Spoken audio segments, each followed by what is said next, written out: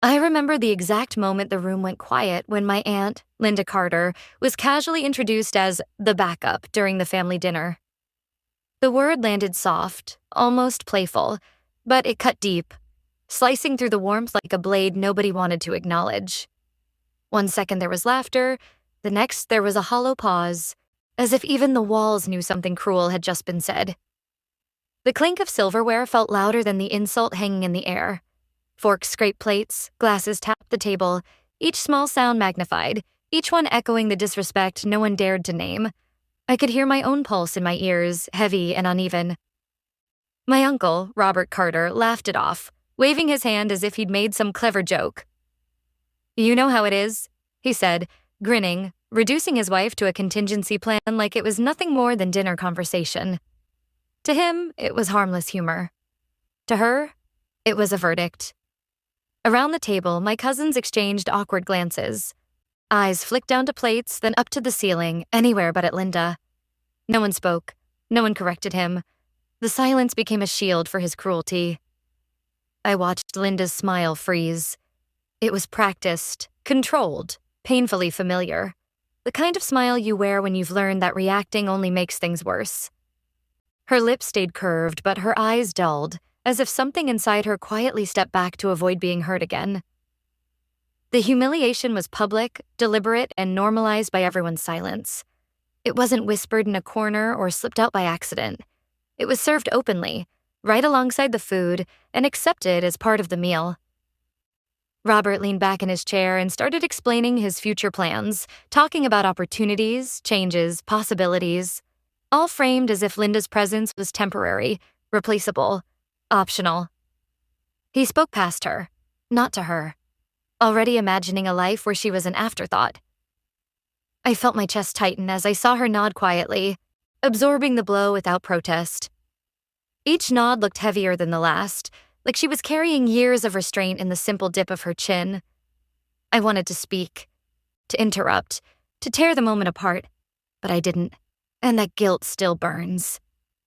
The room smelled of roasted chicken and arrogance. The food was rich, overseasoned, filling the air, while his confidence sat thick and suffocating, daring anyone to challenge it. Linda excused herself to refill drinks, rising smoothly from her chair, graceful even in retreat. She picked up the pitcher with steady hands, turning her face just enough to hide the tears forming at the corners of her eyes. Routine became her cover. Movement became her escape. As I watched her walk away, it hit me with sudden clarity that this wasn't the first time she'd been minimized.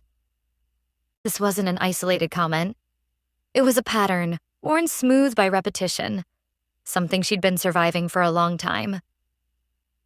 The power imbalance was on full display, stretched across the table like an unspoken rule. He spoke. She absorbed. Everyone else complied by staying quiet. That night planted the seed of everything that followed. In that silence, in that frozen smile, in that single word, back up, something irreversible began. Robert began openly flirting with Melissa Grant, a business consultant, and he didn't even bother to hide it. He leaned too close, laughed too loud at her jokes, let his hand linger where it didn't belong. He called it networking. Everyone else could see what it really was. Rumors spread fast, whispered in corners and texted late at night, but Linda stayed silent. She didn't defend herself. She didn't accuse him. She moved through the noise like it wasn't happening, her calm unsettling in a room hungry for drama. I noticed Linda withdrawing, conserving energy, watching carefully. She spoke less, listened more. Her eyes tracked conversations the way a chess player studies the board, not reacting, only calculating. Robert started excluding her from financial discussions. Meetings happened without her. Decisions were made behind closed doors. When she asked questions, he brushed them aside with a smile that felt rehearsed. "Don't worry about it," he'd say, as if she hadn't built the very thing he was protecting from her. He joked about upgrading his life in front of relatives, turning cruelty into comedy. Laughter followed, nervous and forced, while Linda sat perfectly still, absorbing another public cut without flinching. Melissa appeared more often at events Linda once hosted. She stood in Linda's kitchen, held Linda's glass, laughed in Linda's space, acting like she belonged there. Robert watched her like she was the future, like Linda was already the past. Linda was asked to step back from family decisions. The words were polite, but the message was clear. You're in the way. She nodded, stepped aside, and let them believe they'd won. Tension thickened every gathering. Conversations felt strained, smiles felt brittle. Every room carried the weight of what no one wanted to say out loud. I confronted Robert once, cornering him after dinner, telling him what everyone was thinking. He laughed in my face and brushed me off as dramatic. You're imagining things, he said, as if disrespect was a misunderstanding. Later that night, Linda warned me quietly not to interfere. Her voice was low, steady, almost gentle. Let it play out, she said. There was something in her eyes I didn't recognize yet. She began documenting conversations, dates, transactions. I saw the notebooks, the folders, the careful organization. Nothing emotional, nothing impulsive, just facts, stacked neatly, waiting. I sensed she was preparing for something unseen. Every move she made felt intentional, like she was building toward a moment no one else could predict. The family mistook her silence for weakness. They had no idea they were watching the calm before the collapse. One afternoon, Linda received a phone call that changed everything. It came quietly, no dramatic ringtone, no warning. Just her phone lighting up on the kitchen counter while sunlight spilled across the floor like nothing in the world was about to shift. I was with her when her attorney's voice came through, calm and precise, confirming what years of silence had been building toward. The documents were airtight. Every signature, every transfer, every overlooked detail accounted for. There were no gaps, no assumptions, just truth, recorded and preserved. Years of financial records proved her ownership stake beyond doubt. The money she'd earned, the funds she'd redirected, the investments she'd made when no one was watching, it was all there, neatly organized, undeniable. The paper trail told the story no one bothered to hear. Robert's business legally depended on Linda's investments. The company he bragged about, the success he claimed as his own, stood on a foundation that belonged to her. Without her, it wasn't just weakened. It didn't stand at all. The backup held the power no one noticed. The woman dismissed at dinner tables, sidelined in conversations, quietly controlled the future they all assumed was already decided. I watched Linda's calm shift into resolve. It wasn't loud or sudden. It was subtle, like steel settling into place. Her shoulders straightened, her breathing slowed. Something inside her locked into certainty. She looked at me and said she was done waiting to be chosen. Her voice didn't shake. There was no anger in it, just finality, as if she'd finally closed a door she'd been holding open for too long. The fear left her eyes for the first time I could remember. In its place was clarity. Not revenge-fueled rage, not desperation, just control. She scheduled a family meeting under the guise of reconciliation. The invitation was polite, warm, almost hopeful. No one suspected a thing. That was the brilliance of it. Robert arrived confident, smug, unprepared. He walked in like a man who believed the room belonged to him, like the ending was already written in his favor. He smiled at Linda the way people smile when they think they've already won. Melissa came too, assuming victory.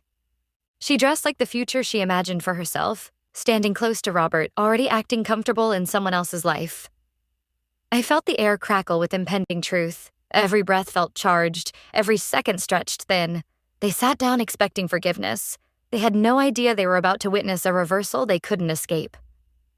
Linda opened the meeting by thanking everyone for underestimating her. Her voice was calm, almost gentle, but every word carried weight. I want to start by saying thank you, she said, looking around the table. Thank you for never seeing me as a threat. The room shifted. Smiles faltered. No one knew how to respond. She calmly revealed the legal documents laid out on the table, sliding them forward one by one. There was no rush in her movements, no hesitation, just certainty. Paper met wood with soft taps that sounded louder than shouting ever could. Robert's face drained as numbers and signatures appeared in front of him. The color left his skin in stages. confidence evaporating line by line as he scanned what he was seeing. His jaw tightened. His hand twitched. The man who walked in, smug, now looked trapped. The attorney cleared his throat and explained Linda's controlling stake in precise, unemotional terms. Percentages, clauses, authority. Every sentence stripped Robert of the illusion that he was in control. This wasn't an argument. It was a conclusion. Melissa's expression shifted as realization hit her. The future she thought she'd secured cracked right in front of her eyes. She looked at Robert, then back at the documents, understanding too late that she had backed the wrong future, the wrong man, the wrong story. Linda then exposed Robert's infidelity with dates and receipts, hotel bookings, dinner charges, messages printed clean and undeniable. She didn't embellish, she didn't accuse. She presented facts, and the facts spoke louder than any accusation ever could. Family members gasped as the pattern finally came into focus. Pieces they'd ignored, excused, laughed off, snapped together into something undeniable. The room filled with the sound of regret and shock. Robert tried to interrupt, his voice rising, desperate, but he had no ground.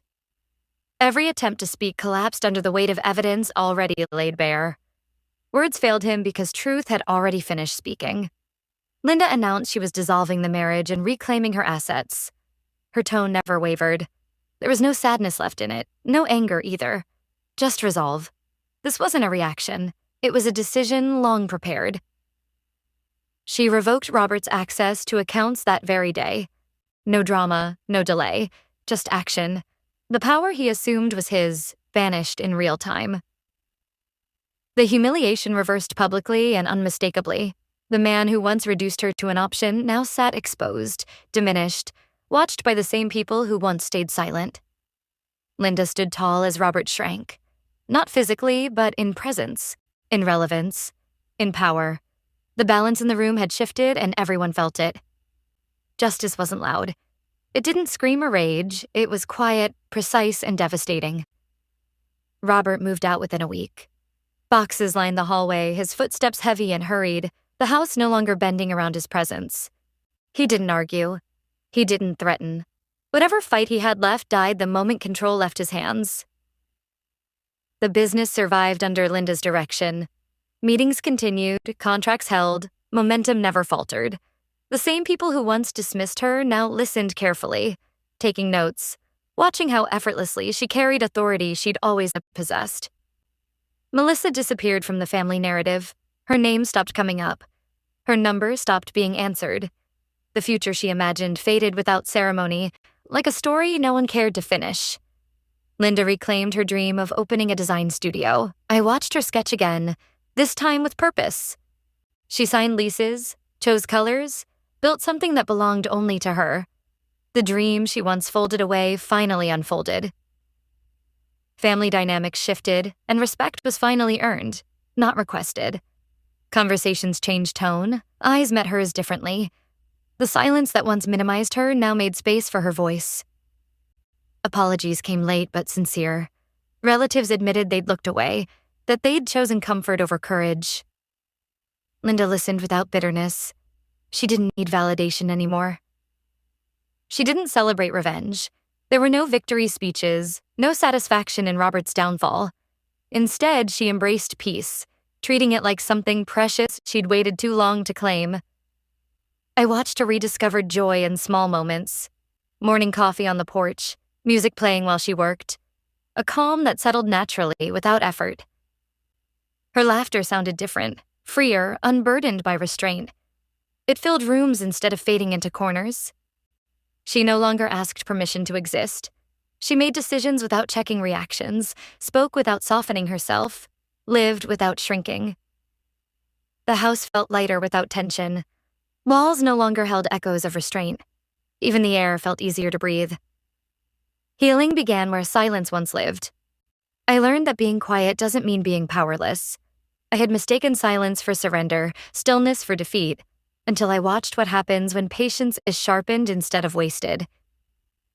Linda taught me that patience can be strategic, not weak. She waited not because she was afraid, but because she was preparing.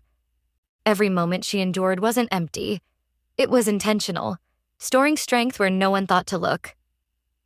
People who treat others as options forget that consequences don't need permission to arrive. They assume comfort equals safety, that dismissal comes without cost. They're always wrong. Justice doesn't always arrive loudly, with slammed doors and raised voices.